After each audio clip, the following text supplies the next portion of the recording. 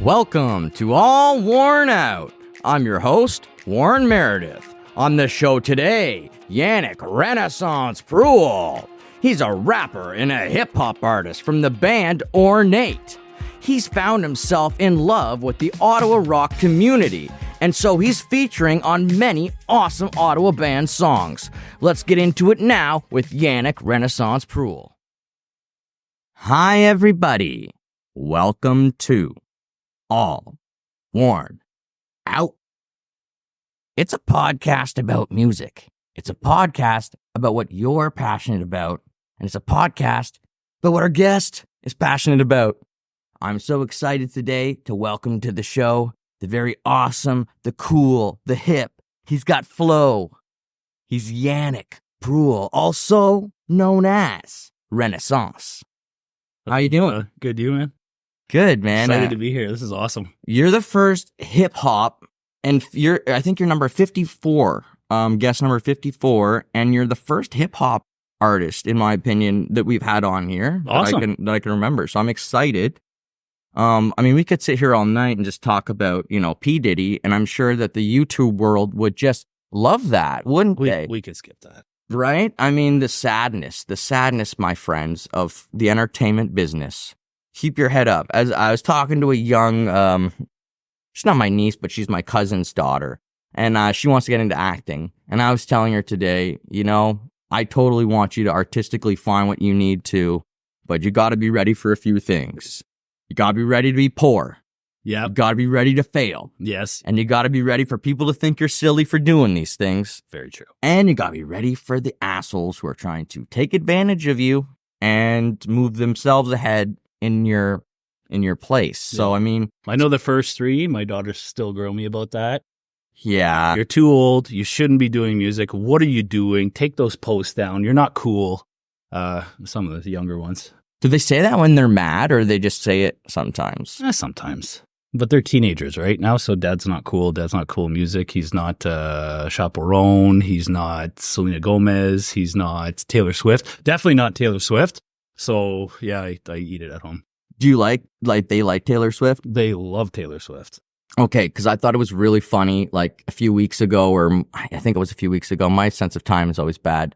But I saw that, like, the guy James Duthie from TSN was tweeting out about how if he didn't get tickets, if he didn't get these Swiftie tickets, he would be in the doghouse with his whole family, with his wife and daughters, And then all these guys were commenting, like, James, if you find them, you message me right away. I'll pay double. And then, like, the people are legit, Well, yeah, because they're impossible to get, and plus the prices are absolutely astronomical. It's stupid. And it sucks now because our kids that, we had the luxury of going to concerts, but our kids probably won't, just, most of us, because they start at like $600 and the resales, and then you're up in the 2,000, and it's insanity. Yeah. A lot of people are doing things just because they love it. And that's the main reason, right? Why most of us are doing art is first and foremost is because we love it. And otherwise, it's a dog world. I mean, I was talking on here with someone else about how basically the rate of pay is the same now as it was in 1985. Yeah, to go play on stage. Like, that never changed. Yeah. Like, for some reason, the rate of cigarettes used to be like, whoa, it was like $3 or $4 a pack. But now, oh, no. But musicians are still getting paid the same. Yep. And again, the problem with music is we're all trying to make a name for ourselves, and there's nothing wrong with that. And so we'll take gigs for exposure. Yep. And sometimes it's the right move. Sometimes you are able to sell your merchandise to a bunch of people because of that exposure. I think that's where you're making most of your money now, is if you have your merch, right? Exactly. Because even some shows that I know in other industries, not the rock industry, but it's pay to play, which I still don't understand that concept. But I mean, so you have to be heavy merched up. You have to have your social medias running bang on all the time. You have to find ways to be a digital creator and get paid for what you do. But it's getting paid for $100 for stepping on a stage with a full band. This day and age is crazy to me. It is. When you see that offer of $150 for an opening gig, and you just go, I don't know what to do with this, except, you just eat it and you move forward. And also, of course, bigger venues and festivals, they take a cut, right, of what you sell anyways in merch. And they make sure when you see that high merch price, that's because a percentage of that is going to the festival or to that, venue. Yeah, I think Guns N' Roses was the last big one that I saw that was at Lansdowne.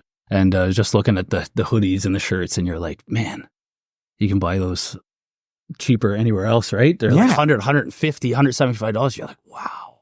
It's astronomical. Even when I was at the Sens game the other night with Ryan Con Jovi from Winter, and we were in the Sens store afterwards, and like I was telling him, like, I wish that Starter was still affordable, or that I had a lot of money, because it's like from our gen, right? Yep, it's like the right. shit. Yep. And I remember having like my uncle getting me a Detroit Red Wings Starter winter jacket, and it was so sick. I wasn't even a Red Wings fan. I didn't care. It just looked sick. And I remember showing up, people like, damn, that looks nice.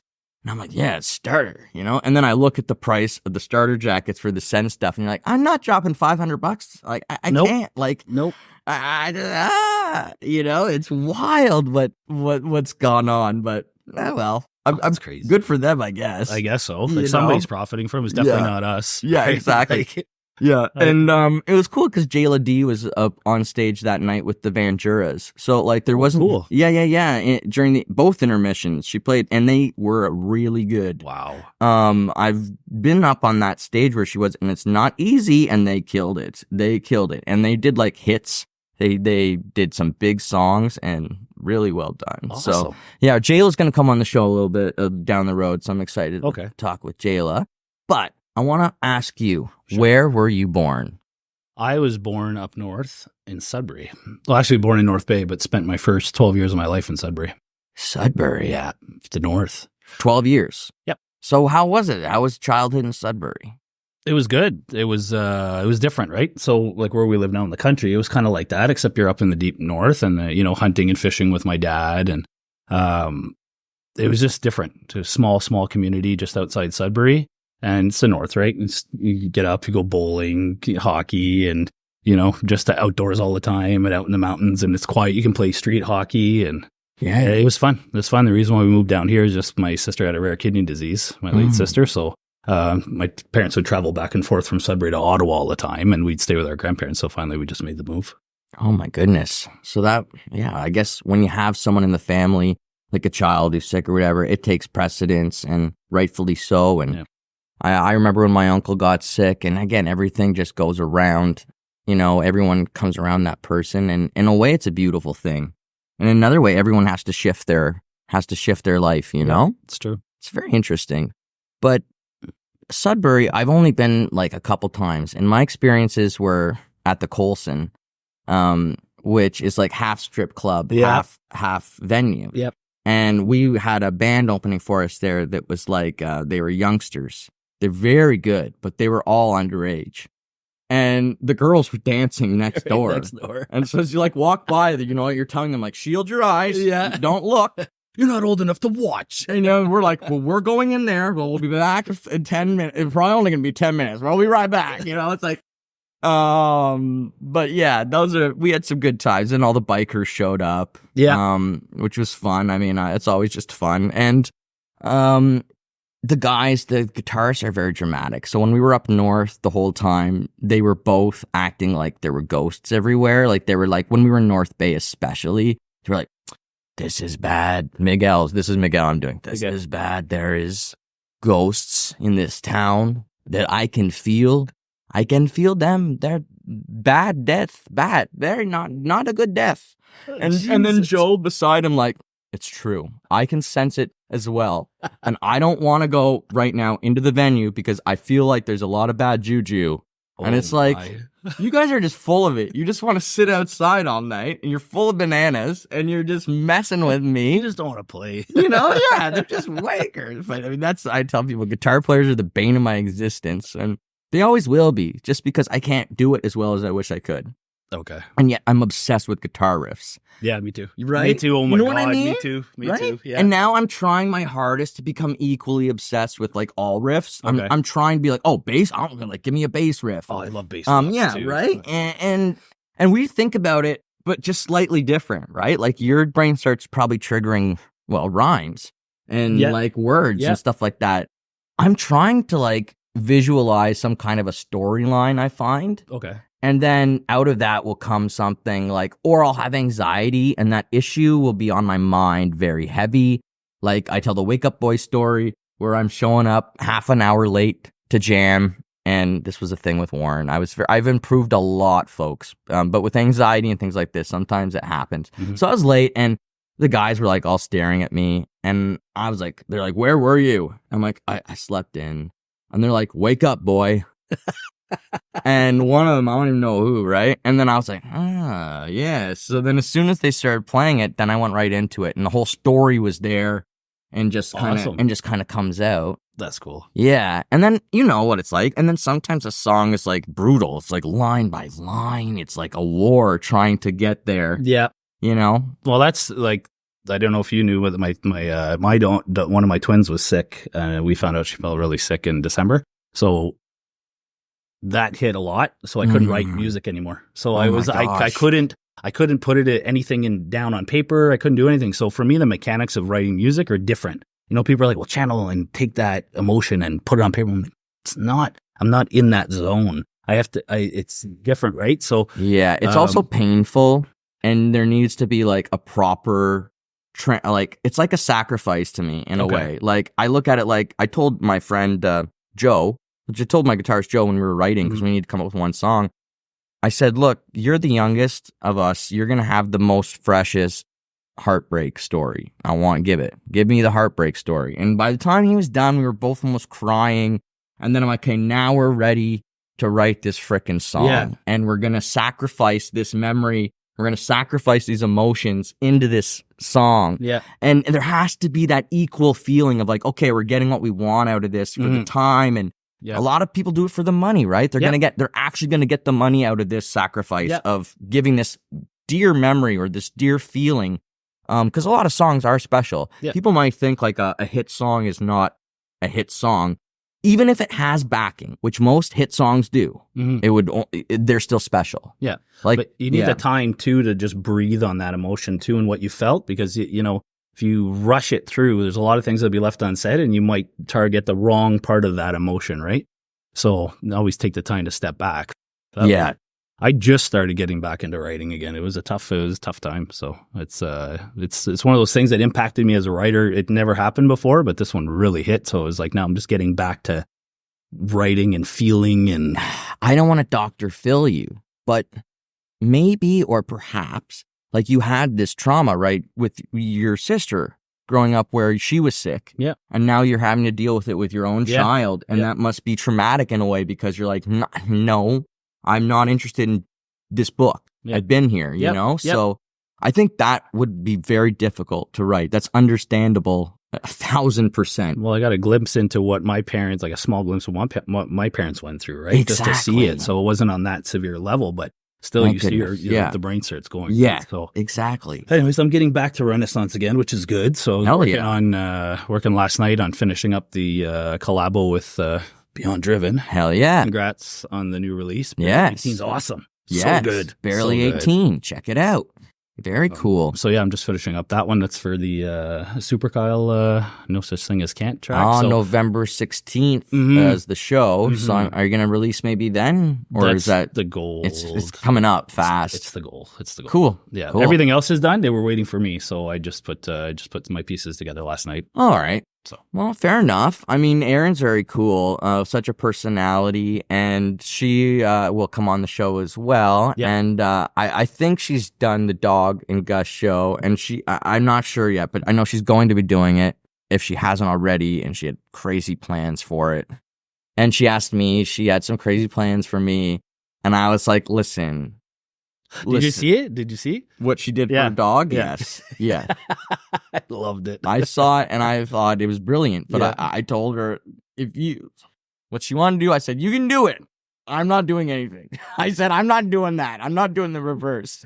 I'm just not. Go on your own. Yeah, if you do it, I support you. But I'm not going to be dressing up special. No. It's ridiculous because I'm trying to find new shirts and new shirt combos for every episode. And like it's becoming increasingly harder, my friends. So much more difficult.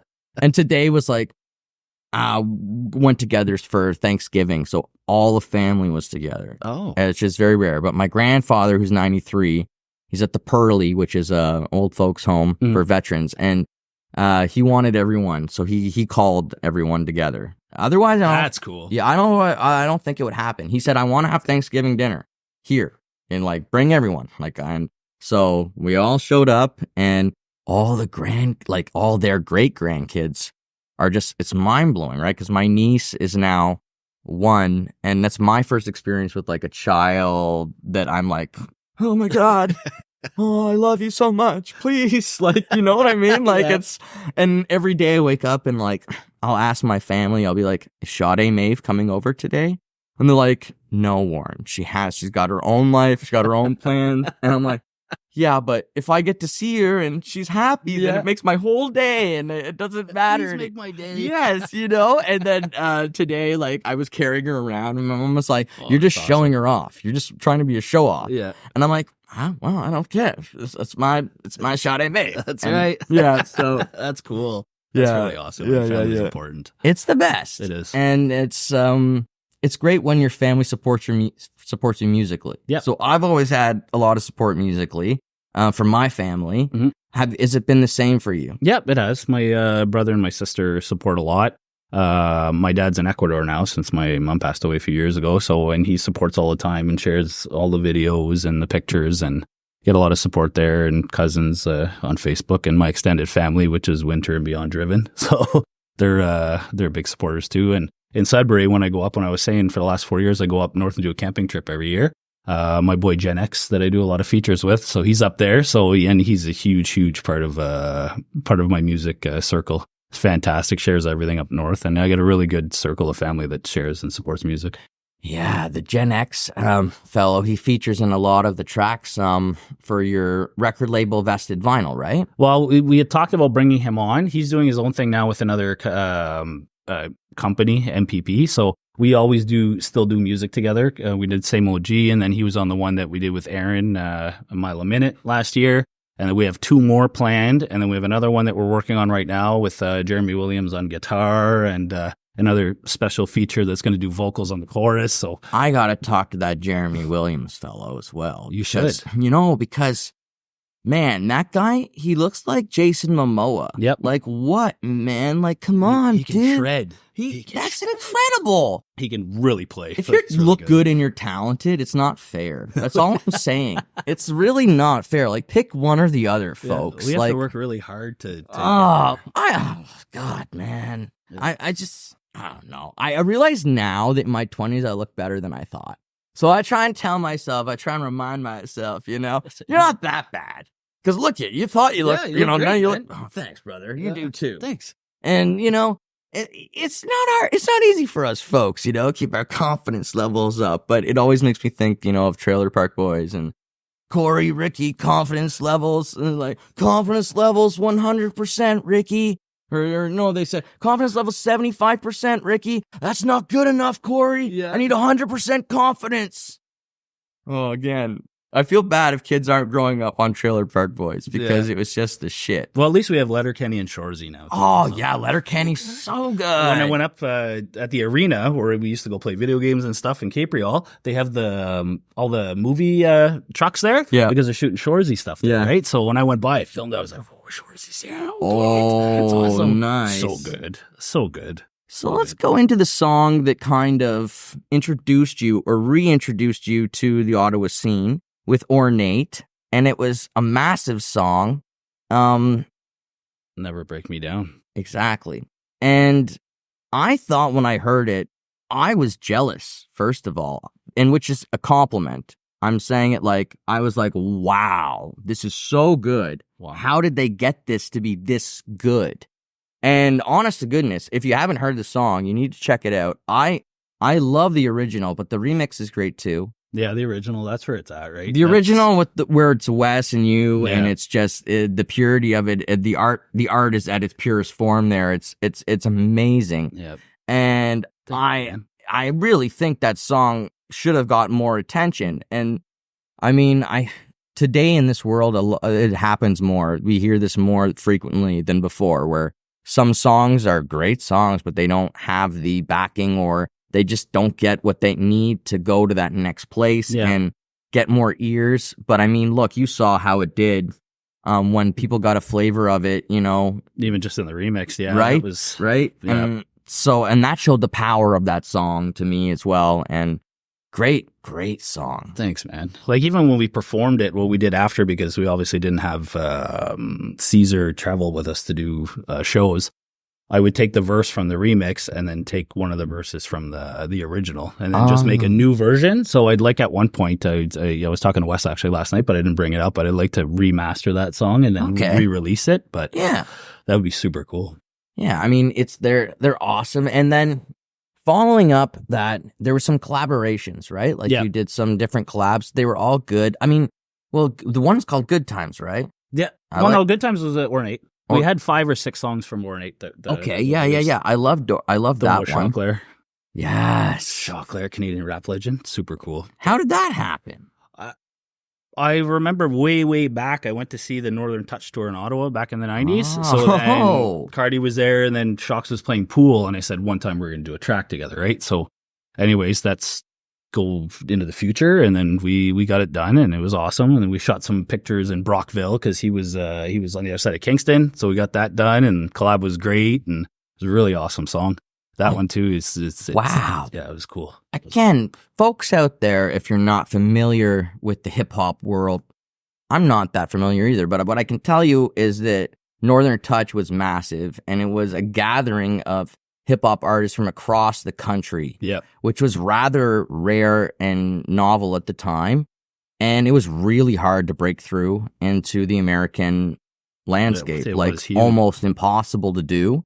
And they did it, and they did it on multiple artistic levels. They achieved it. Like the video, I know the videographer got huge kudos for the lighting backgrounds, colors that he was choosing, and the way he had them posing and whatnot. Like, to us now, kind of cheesy, but like at the time, I get it. Like, they were right. They were creating, you know, and I think they were open and vulnerable. Like, they're all dressed in their own style. They're all bringing their own flavor to it. No, it was really cool. The Rascals were awesome, and then Cardi came in, and even when I wrote my verse, I asked Shox, I'm like, can I start my verse with "We Notorious"? And so I asked him, I was like, I gotta start it like that. So then I did it. So it was really cool. Oh my gosh, that's such a banger. It is. And who's the guy who sounds like Biggie?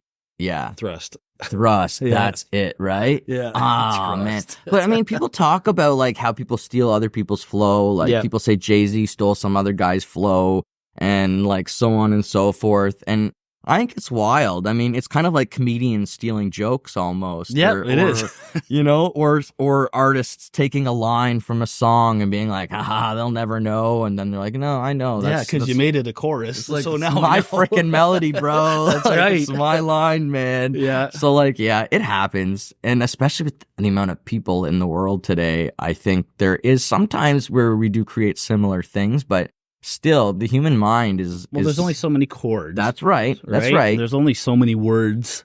So it's, you know, you can move them around so much. But I mean, and hats off to all the artists that have to write songs these days, because you have to reach. You have to go beyond. You have, you know, there are the ones that just copy and paste and follow the... Yeah. But the original ones, we know who they are, right? We always have debates when we're in the studio about songs, whether we feel it's too close to something, whether we feel that a line is too much. Like, so My Heart, My Love, there was a debate. We debated about that song, and we were like, is this too Monster Truck? Is this too Monster Truck? And then we studied the lyrics, and we studied both songs, and no, it's fine. Mm-hmm. It's nothing direct. We're just talking on the same sentiment. So a couple of the same words come out, but it's not the same song musically at all, or chorus wise or anything. So, you know, you have to, as an artist, you have to realize that you have to respect other artists, which is the main thing. Because if once that goes away, then you get people like the Island Boys. Stop the interview.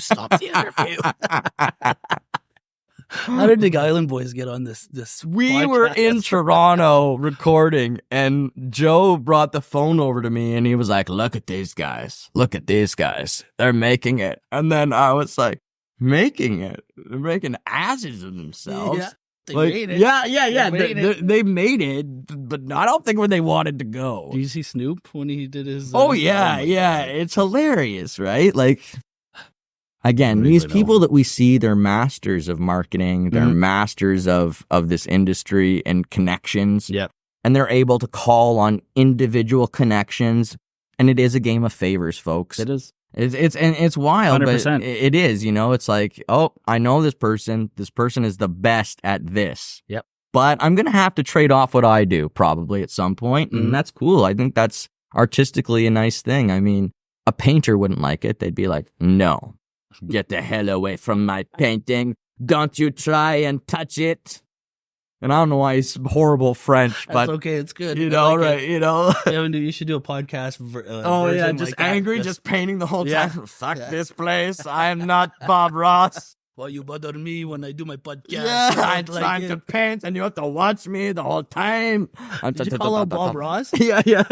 Basis for winter. Excellent, gentlemen. Yes. Well, I mean, different hairstyles, but Yes. same guy pretty much.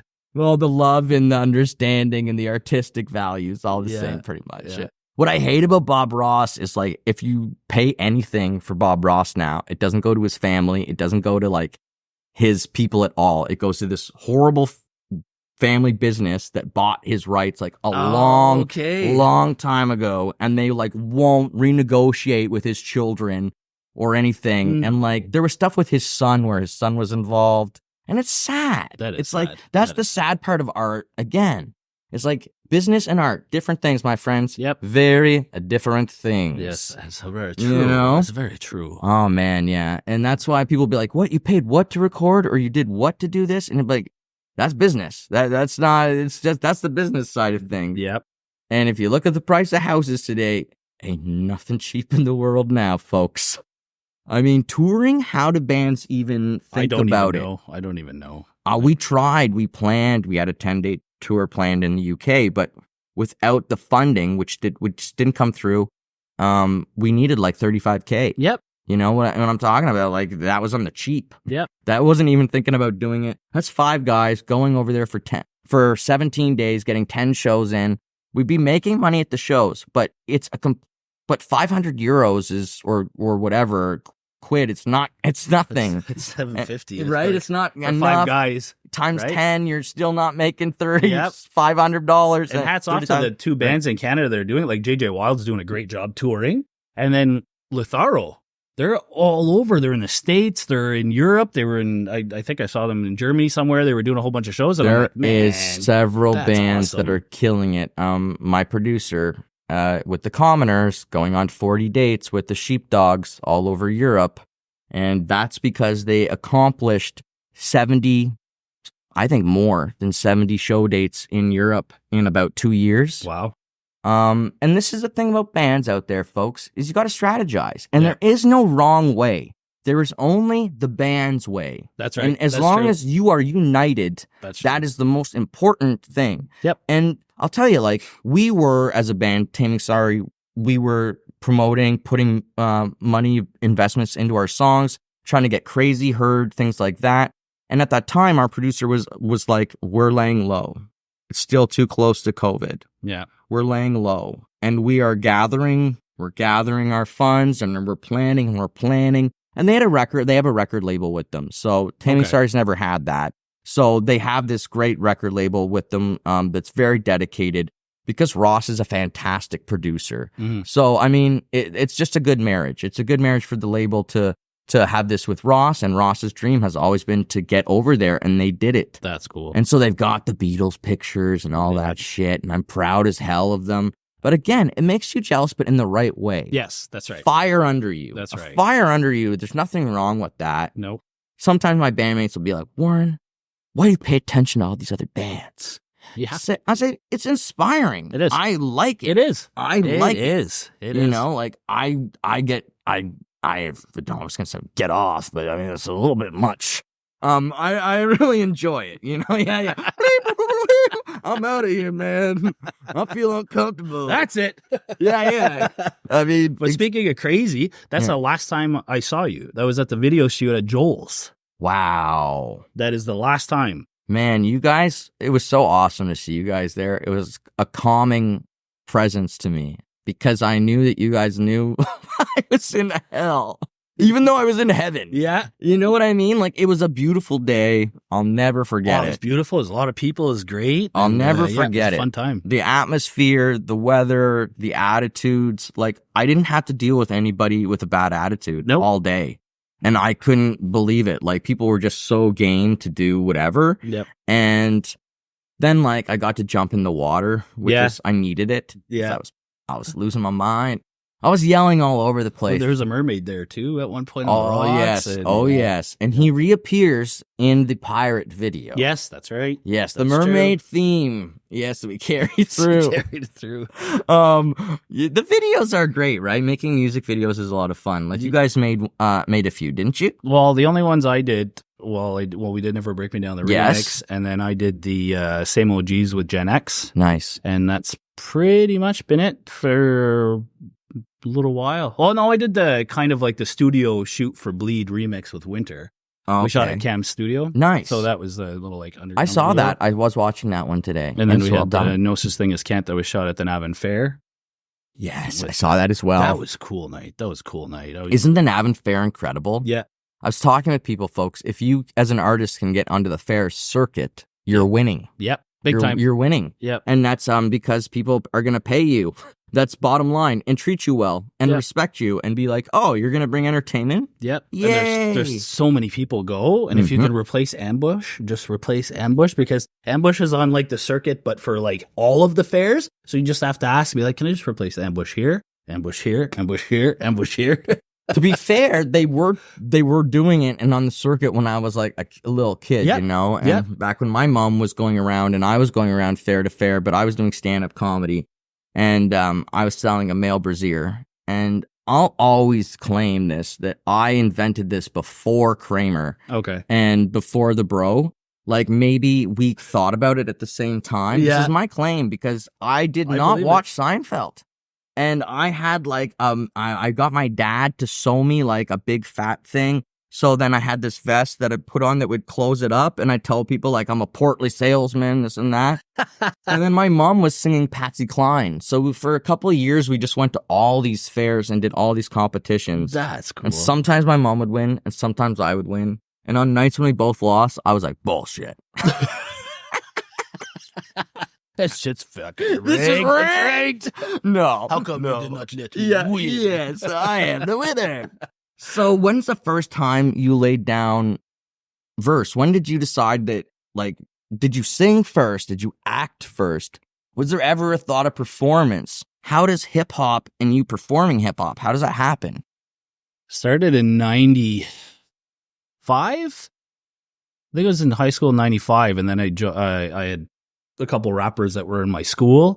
And then eventually just started doing work on my own, producing beats on my own. I mean, we had a Yamaha DJX keyboard with like Acid 1.0 or Sonic Foundry, like the super old school programs. Yeah. Fruity Loops, like the original. Now producers like my boy Gen X just create these wicked beats on Fruity Loops. I'm like, artists was not like that. It was like tick, tick, tick, tick, tick, tick, tick. So started there, and then I joined King Size with one of my boys from high school, one of my best friends, O'Malley, and then Cynical. And so we were a three or four guy group.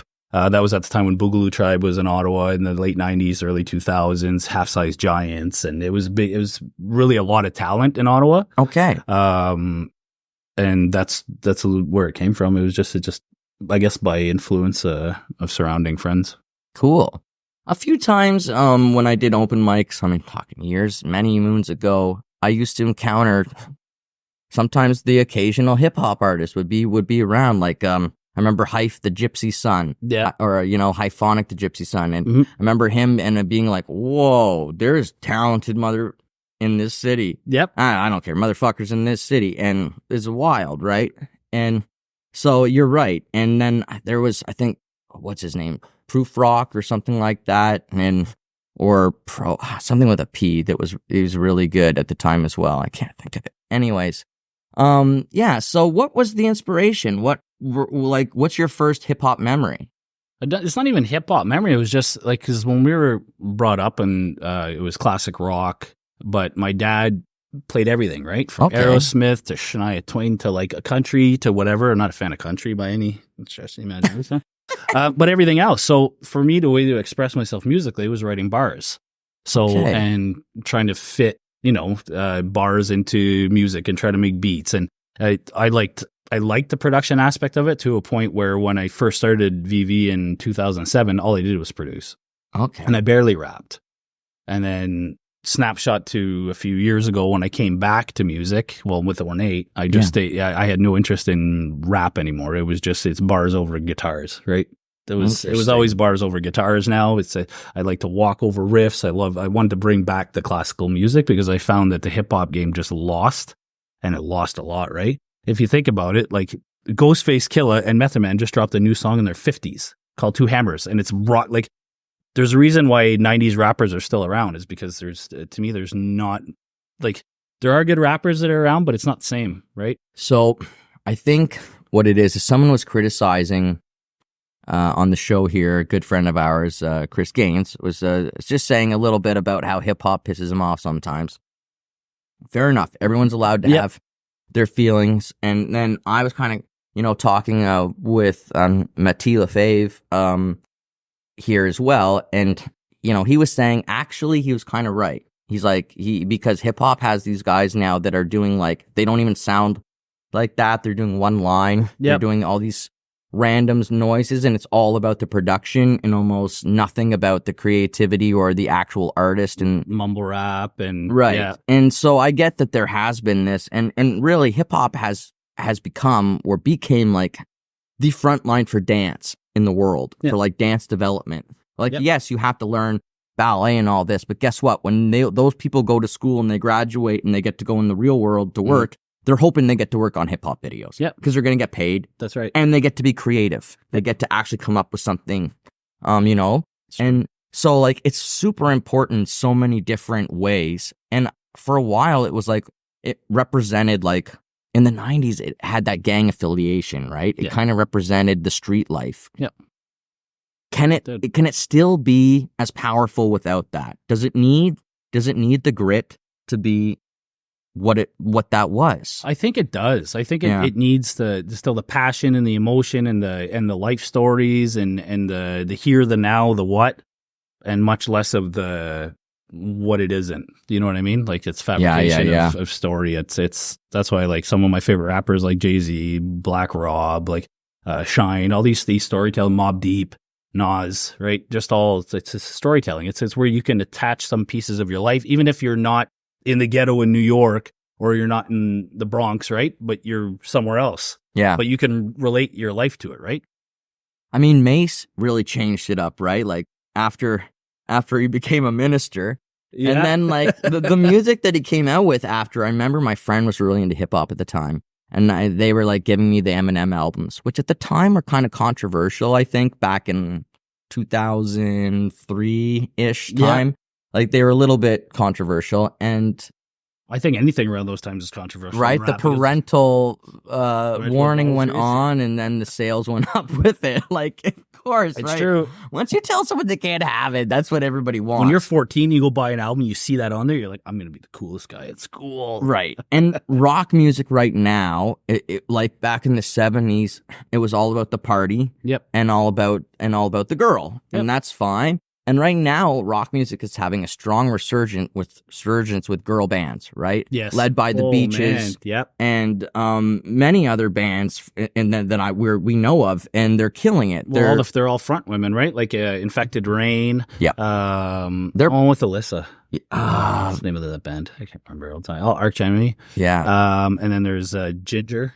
Yes, there's so many. There's bands. a lot, and they're bringing it. They're bringing it, and they are bringing a resurgence. JJ Wild, they are bringing this resurgence, and power to them, and bring it back. Find a way to bring back the energy, and it's good music, right? It's not crap. Oh no, I don't know if we want to talk quickly about Linkin Park. Yes, of course. What do you think of the? Like, I mean, you can't bring somebody back alive, so you had to do something. I don't like it unless there was a pre-agreement made. Okay. He died. Yeah. I don't like it if they did this without ever talking to him about it. Because if you look at Queen, when Freddie died, the bass player, Deacon, said, I'm done. I'm done. Like, he's gone, I'm done. Yeah. So I don't care what you guys say, but you guys can go do whatever you want. And same thing, when Bonham died, it's the same thing where Plant was like, I'm done. It doesn't matter how hard you twist my arm. That's my best friend. Yeah. And so there is these bonds that can form in these bands, of course. Yeah. And so to me, I'm like, if he had never had a say in it, like if there was never a contract where they discussed this in some way, I don't like it. However, look at Leonard Skinner. Yeah. Nobody in the band there is from the band. That's right. Nobody. That's right. Nobody. I saw them when the rhythm guitar player was still around, and I felt like, okay, good, they're supporting him. Yeah. They're there for him, and like maybe he did lose it all in a minute, but they're giving it back to him. Yeah. And I like that. Yeah. And of course, those songs are legendary. They've impacted so many albums, like millions of them now probably. And, you know, so I get both sides. I get it. I don't mind. I actually played on the radio when I was coming up on 88.5, and I was like, you know what? I'm probably going to talk about that because to me, listening to the song, like he's not coming back. The band probably still wants to make music. They must. And if you watch the reaction, there's good and there's really, really bad. People are torching them. Like, this is the worst decision ever. You suck. Never. Like, okay, but what did you expect? What were they supposed to do? And it actually sounded. I think she fits in well. I think. They always thought a girl would fit in well. Yeah. And see, that's what his family is saying. Mm-hmm. Again, that's the drama of this, is that his family is commenting on this. Mm-hmm. And so they're like, oh yeah, but such and such Mike, I think his name is, he always envisioned a girl in that role. And he used to threaten and, you know, say, oh, we're going to replace you with a girl. And so it's like the drama of it. Yeah. And then so what I think about that is, well, do you get money from the sales of Linkin Park? Because if you're part of the drama world and you understand how we make sales, that's right, then this could be a part of that. Yep. And that's what people have to remember is like drama for bands, for musicians, it's not like drama for everyone else. And a lot of the time it's orchestrated. Yeah, and, of course it is. And of course it is. You know, like most marriages, like rap beefs. Kim and Kanye signed a darn contract, right? It wasn't about being married. It was about an image and making sales and beautiful babies that they both wanted. That's right. So they got everything they wanted out of it and then parted amicably. You know, and it's not new. It goes back to Marilyn Monroe. It's like so old school. Yep. And again, like talking about some girls on here, I tell them afterwards, I say like, they'll be like, why can't I get further ahead or et cetera, whatever. People get down sometimes. And what I'll tell them is, look, Celine Dion had $1 million put into her before she ever made a penny. Yeah. And it was legitimately, he gave up his wife, he gave up his house, he gave up so much to make that dream a reality. Yep. And to make it have that impact. And it's no different for Shania Twain or any of these people. They had massive investments and Dua changes. Lipa, like all of them have it, right? Like, and you hear the stories about like that girl from Spider-Man, the one that we from our not our childhood, but our teens, with the redhead. And I can't remember, Kirsten Dunst. That's it. So she's in the car with the producer, and the story is he just drove her up to a dentist office and said, "Kate, you're having an appointment." And she was like, "Excuse me?" And he was like, "Yeah, you're going to get your teeth closed today. Isn't that exciting? That gap, it's gone." And she was like, "No, I like my face. I like my gap. And like, I've used it to get parts, actually, because it's a unique look." That's true. And it's like, I'm comfortable with it. I got Spider-Man with it. Why do I want to change it? Exactly. Right? And so that after that, you'll notice she's not in many movies anymore. Mm-hmm. And this is the reality of the industry. And True. I tell the story about Crab in the Bucket. You know, that dude was on top of the world. But as soon as he said no to a Hummer commercial, he got dropped by the record label faster than you could say Simon Says. You're talking Chaos? Yeah, man. And so, like, they offered him, Canadian artist, by the way. Yeah, amazing. And they offered him, like, $5 million or something like that for a Hummer commercial. for all rights to the song, and he just said, "Hell no, I don't know about that. I don't believe in Hummer. I don't believe in the gas. I believe in the environment." And then the record label called him up and was like, "You cost us like $2 million, man. Like, bye." Yeah. And so, I mean, that's, again, business versus art and all that stuff. That's true. Okay, so I was trying to figure out, like, what are your influences? Like, but you're saying it's classic rock as much as it is the hip hop. Yep, it is. And that's where my focus is now. Like, I'm trying to put, last year after Ornate had decided, we needed a little bit of a break. If it wasn't for the relationships I had in the projects I was doing with Winter and doing shows and with Beyond Driven, I would have probably retired with everything that happened earlier this year. But I always want to do another band project. So whether it's Ornate coming back, but I'm going to stay within the rock community. I'll drop a hip hop track here or there, but for me, I have no interest in going that route in the hip hop game. I'd rather stay because I like the Ottawa scene. I like the bands. I like the people. I like just everybody that's part of it as a whole. It's a pretty cool thing. You don't get that in hip hop. That's interesting. Yeah. I mean, that's too bad, because I'm sure at some point, right, there was battles and gatherings similar to what we see in 8 Mile. At least somewhere, I'm sure there was some kind of community sometime. So it's too bad that it's not quite the same. I mean, the rock community here is built. What I'll say is it's built. Yes. And it's changed. So I witnessed like a few other artists from Ottawa be at the top. And then I watched them say, okay, we're done, or moving on, right? Yeah. And then I watched the next group come up. And then they were there. Yeah. And then, so what I've kind of seen is this group has moved. We've all moved through in the last 7 years. It's about a 7-year roundabout. And the bands that stick around, they're around for, 7 to 10 years or more, depending, like Civilian has been around for I think probably 10 years at least. And Taming Sorry, I'm fighting to keep Taming Sorry around. But again, that's 7 years and then you're fighting, I find. It's 7-year itch. You have to get commitment out of people. Yep. And then you drive them. It's like being in that rowboat, I keep saying, and you're at with the guy with the who gets to sit there. Mm-hmm. That's the vocalist who's sitting there with the darn thing going, row, play your guitar faster, harder, better riff. Let's go. And, drummer, keep us on time, please. I bet you if you ask Wes, Derek, any of them match, they'll say the same thing. Yanick fucking this pain in the ass. Well, I mean, but it's hard. To your point with keeping people on these days. Oh yes. How hard it is if you don't have financial backing. If you have a family, if you have a mortgage, if you have kids, you have all these things, and then you go we just finished a song. We have to send it. We have to go record it, and then we have to pay the mastering, and then we got to pay the videographer. You're in the thousands for one song. Yes, for one, and everybody's got to. I just had 4.5% increase on my mortgage. Groceries are costing more. How do you afford that extra couple hundred to do your music stuff? So now it's a fight. People are actually picking art or surviving, and it's crazy. Yes. People go, crazy. Well, the industry always wants to put artists in debt because it makes us work nonstop. Yeah. And especially if you're signed to a label, it's the old trick.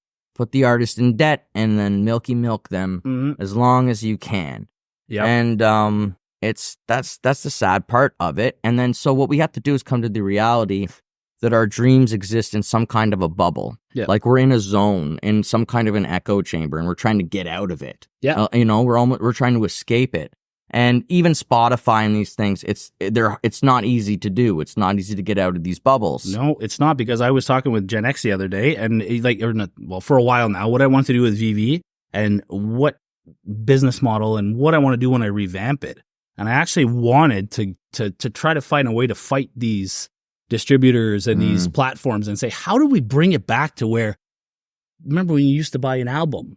Yeah. Even digital downloads. But the problem is, there's the other piece of technology where people don't care to have MP3 players anymore. They don't care to have CDs anymore. So how do you fight that? You cannot. And it's very hard. So I was thinking what do I do? Do I use VV, come up with this big online platform, have all the artists send us stuff, you can sign up monthly? And then there was this whole idea I had in the whole scheme, and I was but at the end of the day, technology doesn't follow where I want to go, because your next car that you buy has nothing, right? Yeah. It's beep, and then that's it. So you can't fight that. See, that's the genius of the beaches and of these girls taking the rock scene by charge here. Because for me and for other artists in the rock scene, we have this lane that we have to follow. Yeah. And I like that they're able to throw this curve at it.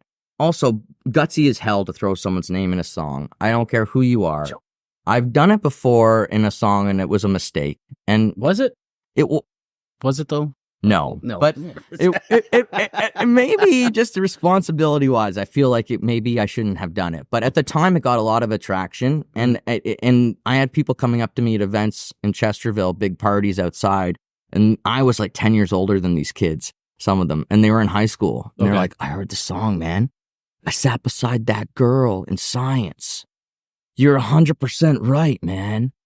And I was like, damn it, maybe I should not have used the name. You know what I mean? Like, You stirred the pot. but these are the cool things we learn when we're writing songs about how they take on lives of their own. And again, it's art.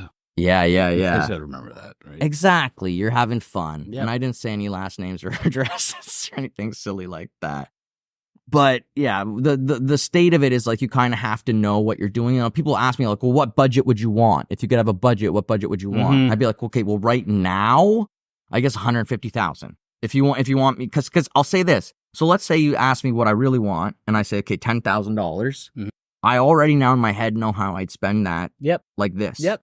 If I was actually going at it, like I also know I would milk that and use that slowly over time. Mm-hmm. But I also know that's not how it would work if I had the 150.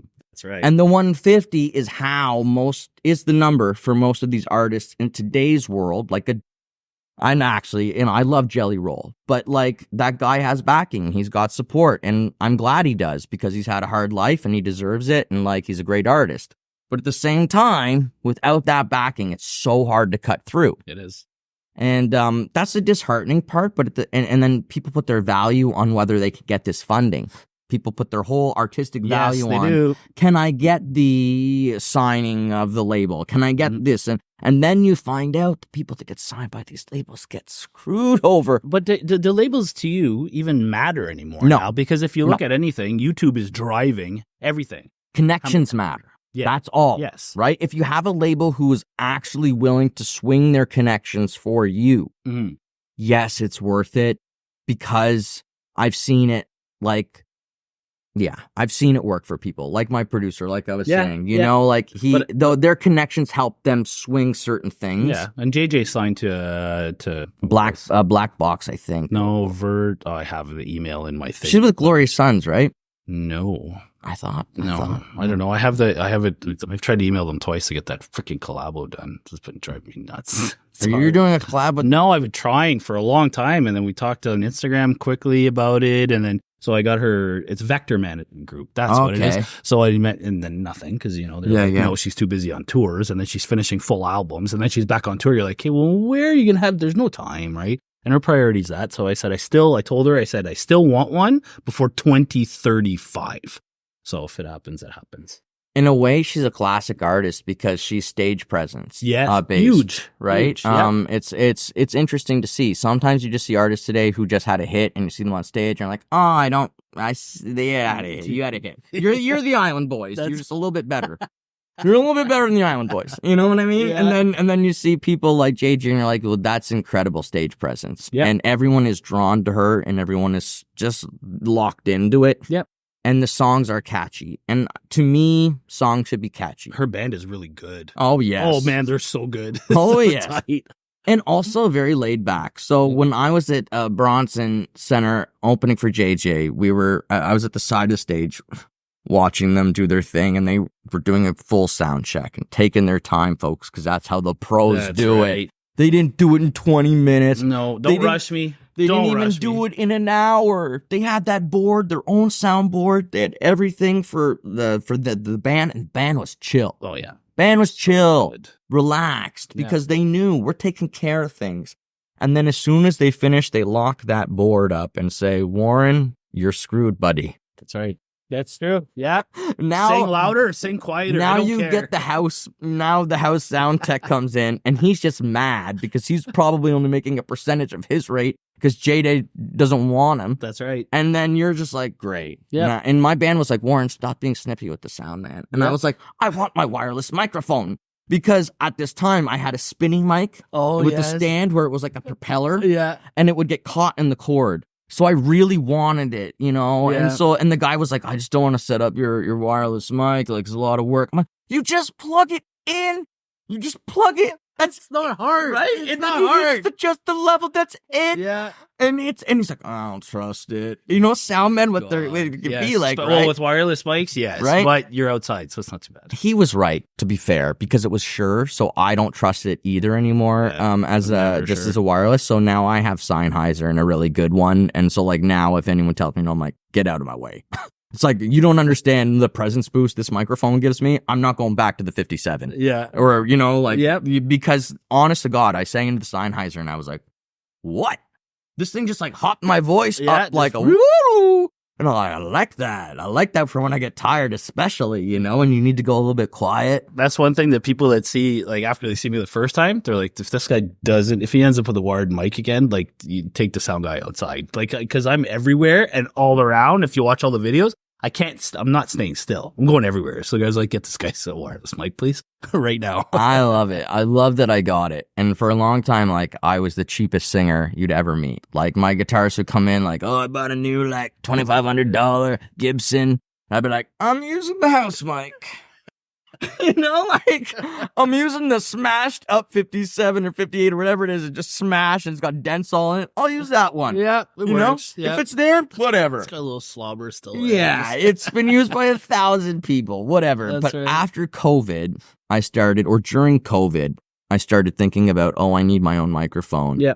And just because it was just easy that way. Mm-hmm. And so then I started off getting like the Beta A, which is basically the same as the regular one, but just has a higher frequency or some crap. Yeah. And I didn't actually like it compared to the original. And then I found the Shure that was wireless. Again, it felt plastic, felt cheap, which it was. It was a lot cheaper than the Sennheiser. Yeah. So, I mean, you know, gotta spend your money on wireless. And this is, again, another lesson in music. Like, you kind of gotta, sometimes you have to fork it. Yep. You gotta be really careful about it. Really careful. I've got the nightmare story of a guitarist who once upon a time brought a double neck back to jam and said, look at this. I bought this double neck for $2,000. And I said, please tell me you didn't. I didn't even. Was this Ryan Conway playing in your band? No. Okay. No, it wasn't Ryan. That's one guy that I know would probably. I'm not going to out the person because it's so embarrassing. So we opened the case up and it's chipsin. In other words, Chinese-made knockoff that's worth less than $150 because it's just kit parts. Yeah, and the guy then deleted his number and deleted the Facebook post and everything, right? And he met him at the Rainbow to do this of all places. So again, guitarists are the bane of my existence. I just don't know. Again, another guitarist one time left their guitar behind at a show and then was just too embarrassed to go back and never get it. Oh, no. And I was like, you dang fool, man. But we left the bass when we did Chris Gaines. We did a Barn Burner, that was Ornate's first Kingston show, and we left the bass there. Yeah. We had a backup bass and it was left there. So, and my shot wasn't at Conway just for the guitar thing, but the guys, you've been to his place. Yes. The guy has guitars out there. First of all, Conway, you have an amp wall. Yes. Okay, so we can make fun of you if we want to. You legit have like 8 or 9, 10 amps stacked on top of it, and you had to play them all for me after the Sens game, so I get to, that was a lot. And you have a guitar bedroom upstairs, so he's a little obsessed, folks. They're playing tonight in Pembroke. Oh, I saw that. That's going to be Vinyl Hero. You ever hear Vinyl Hero? Yes, those guys kick. I played a show with them in Montreal, and so we'll have them on the show as well towards the end of the month. And who else? We were with Late Night Trouble in Montreal at a place called The Vault, which was an old bank. Yes. It was okay. It was pretty cool vibes. So, what's next on the agenda for Renaissance? So, I'm gearing up for 2025, but I got a couple of collabos I got to finish. So the No Such Thing as Can't I'm finalizing the vocals this weekend. I'm going to send it. Joe Lico is mixing it, so send it over to him. Shout outs to Dark Moon Productions. Yeah, he actually mixed the first Never Break Me Down. Oh, well done. Yeah, wicked track. Cool. And then I got another collabo coming with Gen X with Jeremy on guitars, and then I'm gonna leak it anyways. Ty Grundy's doing the chorus. So Nice. so it's a hip hop track, but it's like it's Korn kind of style. Fuck. So and Gen X produced it, and he showed it to me when we were camping. I was like, oh my god. I'm like, I want on this. And he's like, you do double time? I was like, 100% doing double time. I said, we're going to get Jeremy to do guitars. We'll get Ty to do the fucking chorus. So that's going to be a wild one. That's in the works. It's still in the writing stage, but that's going to be done. I have another collabo to finish up. And then there's a hip hop producer in Ottawa, Alex Furlan. I don't know if you know him. Okay. So Calvin Crime. He has a beat that he produced that he wants me to spin on as well. So I'll do that. Yeah. And then 2025, I want to get Band Project back. I want to revive one whichever way possible. I'd like to see Ornate back on a stage because I think it'd be cool. I think we had enough time. You know, we had 5 years. We did Ornate, and then we took a break, and everybody did their things. I think we can step back into that a little bit, right? Because it's the joys I've had of stepping on a stage with a band like Winter 3-piece, the chemistry when you bleed and Snowflake, it's there, right? Yeah. With Bob, and then you feel like. You know, and Lauren's awesome. Bob. Lauren. Yeah. And then with Beyond Driven is just amazing. Like, just like the hair going everywhere with Doug and like. There's a lot of hair on that stage, right? Well, between the three of them. Yeah. And, I'm trying to navigate through it. You got Aaron over here. You got Jeremy there. And, no, I want to put a band project back on stage because that's where it is now. It's once you do it and you do it good and you do it right, you that's all you want to do. Of course. I'm not a solo artist anymore. It's not. I never liked doing the solo thing, but again, I'm mad respect for everybody who's an artist, but for me, it wasn't the path, you know? And Yep. Yeah, well, that sounds very, very, very exciting. And yeah, man, I'm hoping to do the same thing. I miss this stage bigly. I'm lucky that everybody, came the last 3 months. You see my wall up there with on my calendar. Yes, holy. And I've been lucky. I've had the parade of friends coming through to visit. And it's awesome, man. Just watching like everybody who's coming in and, like it's awesome. Shout out to you and what you're doing. It's awesome because when Dog and Gus started, it was like the new fresh like thing. And it's still hats off to you guys. You guys are doing a great job too. Amazing. It's just you're doing a different style thing and it's awesome. It's just that the community can support all these projects that everybody wants to do. Yeah, it can, and it can keep building, and it can keep taking more people in and keep supporting each other, and it will build in more and more, and there will be people who come and go and then come back, and that's part of art as well, going through different transitions or different groups and all these things. Yep. And ultimately, I think it's about, it comes down to being about the music. It does. It's at the end of the day, it's the music. And if somebody's passionate about the song, there's a chance it will get on stage again. You know what I mean? And I always tell people if everyone in the band loves the song, it's going to go somewhere. Yep. Don't know where, but it's going to go somewhere. Yep. If you all love it. Yep. I mean, if one person says, I don't like it, it's not going. It's not going. It's just not. It's so weird, but it's like you need all the energy to align in one straight arrow. And then it will go. Yep. And I've seen it like multiple times where, you do the planning, and you're like, is it going to work this time? And then you're like, damn it, such and such is not looking where they're supposed to be looking right now. And, and then all of a sudden, damn it, this isn't the one. Yeah. You know what I mean? And sometimes you do really well and you're just proud of everybody. And that's what it's all about. Well, I wish it for you, man, because it was cool. Same to you. It's same to you. It's time we start doing stuff again, right? So I agree. Hostile takeover of the Ottawa community. We're going to do painting. Let's do a painting podcast together and just angry. We're just angry the whole time, cursing. I did not like the show last night at Minotaur. Why is everybody singing the same cover song? Oh, man. It would be a lot of fun. It would be for sure. But yeah, frig, man. And we kind of grew up in a similar part of the world, I think, kind of. Like, were you ever in Embrun? No. Were you at Orleans? Okay. And how did you meet Wes? How did you meet Wes? West Coast. Well, just being in the community. When I moved to Chester, also we bought a house. It's about 16 years now we've been out there. So just through the community. Okay. Were you friends with that actor fellow from was his name? Tyler Hines? No. Wes said, Oh, okay. Wes was. Wes was, okay. Just, I'm remembering we have a mutual friend who's passed on, Nathan, Nate. And I knew about Yanick. I heard stories about Renaissance when I was maybe 20. God, we're talking 20 years ago. Wow. We're legit talking 20 years ago. And our friend was telling me back then, 20 years ago, he was like, yo, you need to hear this guy. You need to hear Renaissance, and you need to hear Wes sing. Because at this time, I was trying to convince Nathan to go to open mics and embrace his musical talent, because he was very lyrically gifted, and he was also unabashedly afraid to speak his truth, which is a huge thing for an artist.